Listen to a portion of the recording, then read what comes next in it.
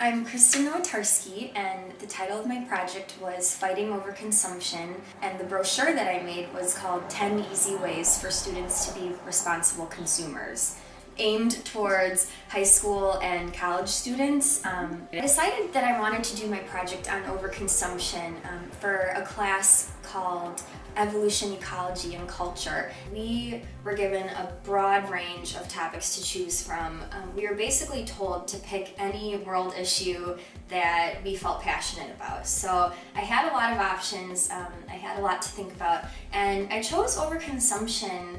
Overconsumption happens when we overuse Earth's resources at a rate that exceeds the amount of resources that Earth provides. So we're basically using too much and creating too much waste, and we're depleting what we have.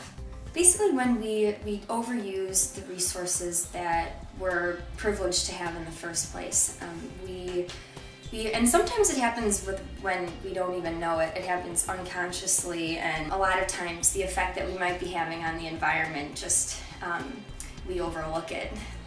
That's one of the big issues with overconsumption in America, is that America is a small fraction of the world's population, yet in terms of use of resources, we have a very large fraction. So if we just try to kind of close that gap and even it out so that our resource use is more in line with the level of our population, then I think we could be a good example for developing countries. Overconsumption is a problem because, there's a few reasons why I think it's a problem. First of all, a lot of times it's just a lack of awareness. We don't realize that we're doing it.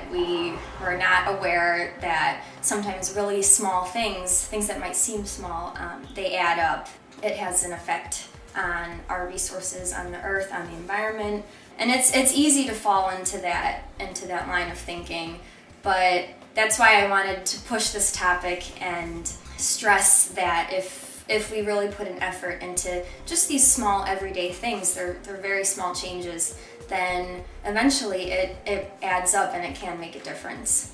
Then I decided that I wanted to make a little brochure, just a quick little handout with tips for students, mainly college but also high school, so that they could kind of just read it quickly and then hopefully leave with an idea of, that's something that I can do to fight overconsumption, or I do that and I didn't even realize that was causing a problem.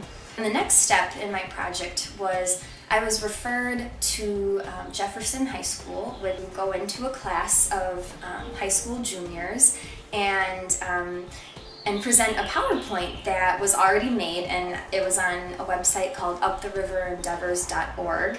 And so I presented the PowerPoint, and it was on overconsumption, so it was relevant to my brochure. In order to have kind of a more hands-on activity with the students, I had a volunteer from the class come up to the computer and measure her ecological footprint. And that basically involved her answering a series of questions about her lifestyle. How much meat do you eat in a given week? How often do you take public transportation? How many miles do you drive? How many times a year do you fly?